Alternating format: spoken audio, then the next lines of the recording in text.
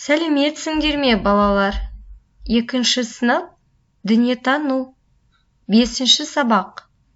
Сабақтың тақырыбы адам еңбегі.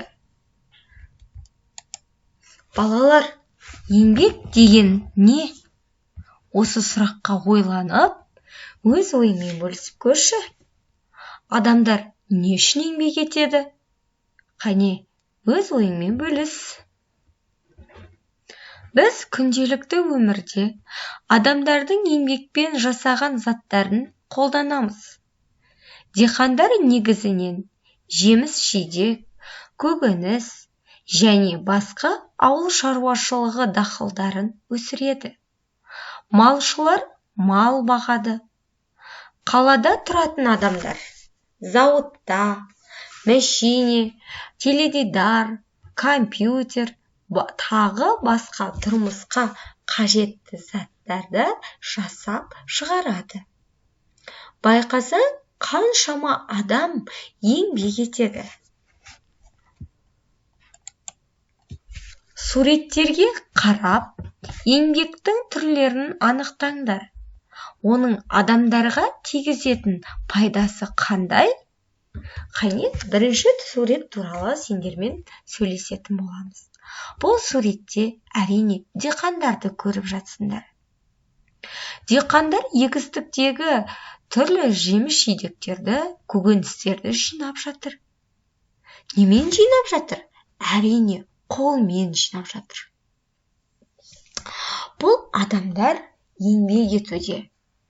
Қалай еңбек етуде? Қол еңбегі. Бұлардың өздігінен еңбек етуі, күрек, немесе қажетті заттарды пайдалану арқылы қолмен жасап жатыр. Бұлардың еңбегін біз қол еңбегі деп атаймыз. Екінші суретке назар аударайық. Бұл жерде қыз бен жігіт құмыралар жасап жатыр. Біз күнделікті өмірде пайдаланатын құмыра, ыдыс, бұларды пайдаланамыз біз күнделікті. Соларды қолдарымен өздері еңбек ету арқылы дайындап жатыр. Бұлардың да еңбегі қол еңбегі деп аталады. Балалар, естеріңде болсын, еңбектің екі түрі бар. Қол еңбек және ой еңбегі. Келесі суретке назар аударайық. Балалар, адамдар күнделікті тұрмысқа қажетті заттарды қайдан алады? Өз ойыңды айтып бер. Біз бірінші суретте құбыр тартып жатқан адамдардың еңбек етіп жатқан байқап тұрмыз. Біз бұл құбырлар арқылы жылу, су, свет деген, жарық деген сияқты біз күнделікті өмірде қолданатын заттар керек, я? Бұлар бізге күнделікті өмірде пайдалану үшін талай адамдар еңбек етуде. Бұлар да еңбек етуде. Бұлар қалай еңбек етуде? Қол еңбегі. Бұлардың да еңбегін қол еңбегі деп атаймыз. Себебі өздерінің түрлі техникаларды пайдалану арқылы қолдарымен жасап жатыр. Екінші суретке назар аударайық. Балалар, бұл жерде біз дүкенді көріп тұрмыз. Біз күнделікті тұрмыстағы заттары қажет болса, әрине біз дүкенге барамыз. Дүкенде кез келген бізге қажетті заттардың барлығы бар. Ал дүкенге ол заттар қалай келеді? Мысалы, дүкендегі жеміс-жидек, көкөністердің барлығын егістікте диқаншылар еңбек етіп дүкендерге алып келуде. Түрлі консервілер, сулар, тәтті сусындар, айран, сүт деген сияқты, ет деген сияқты біздің күнделікті тұрмыста қажетті заттарды дүкенге алып келу үшін мыңдаған, жүздеген адамдар еңбек етуде. Осы дүкенге келетін қарапайым нанды атайық. Бір нанның дастарханға келуі үшін диқаншылардан бастап наубайханашылар да диқаншылар да, түрлі мамандық иелері еңбек етуде. Диқаншылар егістікке бидайды егіп, комбайншылар оны орып, оны ұн қып ұсақтап, диірменге тартып, наубайханашылар нан илеп, сатушылар оны дүкенге алып келіп, түрлі мамандық иелері біз күнделікті пайдаланып жүрген нанды бізге алып келу үшін түрлі адамдар еңбек етуде. Бұлардың еңбектері өте маңызды. Мақалды оқып, мағынасын түсіндіріп, еңбек түбі зейнет. Балалар, біз еңбек етсек, зейнетін біз міндетті түрде көретін боламыз. Зейнет деп тұрғанымыз, балалар, ерінбестен еңбек етсек, біз кез келген мақсатымызға, арманымызға қол жеткізе алатын дәрежеге жетеміз. Барлығы әрине еңбек арқылы келеді. Мына мамандық иелерін қайдан кездестіруге болады?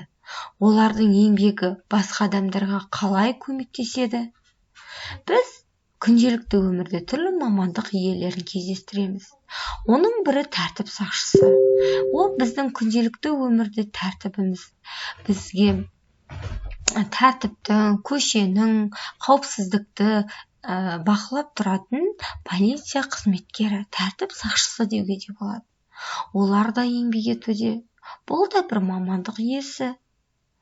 Келесі, аспазшы. Біз түрлі тамақтанатын орынға барғанда, асханада аспазшы болады. Ол түрлі тағамдар, тәттілер, тамақтар дайындайды. Оны біз аспазшы дейміз. Ол да еңбек етуде. Біз күнделікті мектепте сендерге дәріс сабақ беріп жүрген әрине ол мұғалім.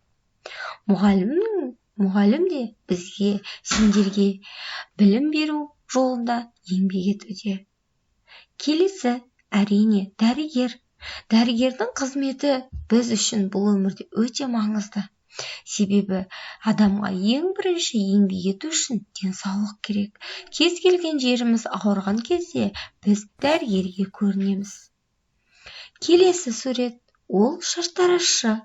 Әрине, оның қызметі біз үшін өте маңызды. Себебі шашымызды әсемдеп, қырқып, сәндеп беретін ол шаштаразшы.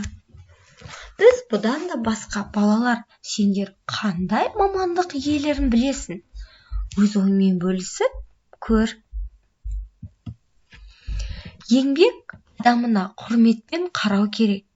Еңбекке бейім болсаң, қатарыңнан кейін болмайсың. Қандай мамандықтар біздің өмірімізді жақсарта алады? Үйге жылу, жарық, су қайдан келеді? Осы сұраққа жауап беріп көрші. Балалар, енді біз өзіңді тексер айдарына назар аударайық. Бірінші сұрақ. Отбасы бұл қоғамның бір бөлшегі дейміз. Әрине, біз оны өткен сабақтарда айтқан болатынбыз. Екінші сұрақ. Ата-тек дегеніміз не? Ата-текті не себепті бәйтерек ағашына таратады? Себебі ата-тектің түбінде біздің атамыз, әжеміз, анамыз тұрады. Ал біз олардан тараған ағаларың, інілерің, әпкелерің, бұлардың бәрі бәйтерек ағашынан тараған біз бұтақтарымыз, ұрпақтарымыз. Ата-тегімізді білу біз үшін өте маңызды. Сен неше ата-текті таратып айта аласың? Ата-аналарың ше?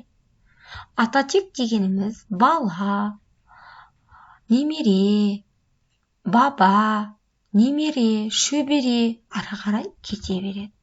Сен өз ата-тегіңді жаттап ал. Әдеп дегеніміз не? Қандай әдептілік ережелерін білесің? Айтып бер. Сен бұл сұраққа ойланбай дұрыс жауап береді деген ойдамын. Отбасыңды қандай сөзбен сипаттауға болатынын оқып таныс. Тізімге өз пікіріңді қос. үлкен, шағын, жас, ұйымшыл, көпбалалы еңбекқор. Сенің отбасың қайсысына жатады? Және өзің осы пікірге қосатын қандай пікірің бар? Әрине, біреуінің отбасың ұйымшыл, кейбіреуің көпбалалы, кейбіреулерің жас отбасы, шағын отбасы, үлкен отбасы болулары мүмкін, ал кейбіреулерің еңбекқор отбасы болулары мүмкін. Осыған сен қандай пікіріңді қоса аласың? Сәйкестендір. Ол маған мектепке білім береді. Әрине, ол мұғалім. Ол адамдардың денсаулығын тексеріп емдейді. Әрине, дәрігер. Ол нан, тоқаш пісіреді. Ол кім? Наубайшы.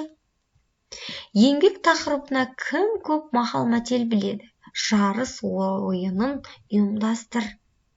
Әрине, сендер еңбек туралы мақал-мәтелдерді көп біледі деген ойдамын. Отбасыңа жасай алатын пайдалы істеріңнің тізімін жаса.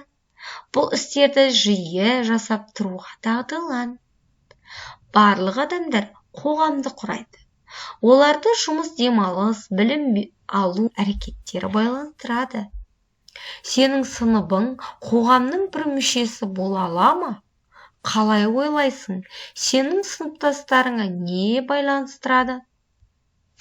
Әрине, бір қоғамның әрбір адамы қоғамның бір бөлшегі болып есептеледі. Сенің сыныптастарыңның әрқайсысы да бұл қоғамның бір мүшесі болып саналады. Арман мен Ақмарал мектеп газетіне ата-анасының суреттерін әкелді. Арманның анасы тігінші, ал Ақмаралдың әкесі құрылысшы. Оларды қабырғаға газетінен табыңдар. Басқа адамдар қандай қызмет істейді? Олардың атқаратын қызметі қоғамға қандай пайда әкеледі? Балалар, сендер қандай мамандық иелері екенін суретке қарап таба алады деген үлкен сенімдемін. Балалар, мақал-мәтелдерді оқып, мазмұнын айтып көр. Қайсысы саған маңыздырақ көрінеді? Неге? Ата бәйтерек, бала жапырақ. Баласының бас ата-анасы. Адал дос алтыннан қымбат. Доспен сынамай сыр айтпа. Достың да досы бар. Сенің отбасыңа бір мамандық бойынша жұмыс істейтін адамдар бар ма? Олар туралы әңгімелеп бер. Балалар, осымен бүгінгі сабағымыз аяқталды. Келесі сабақта кездескенше сау болыңдар.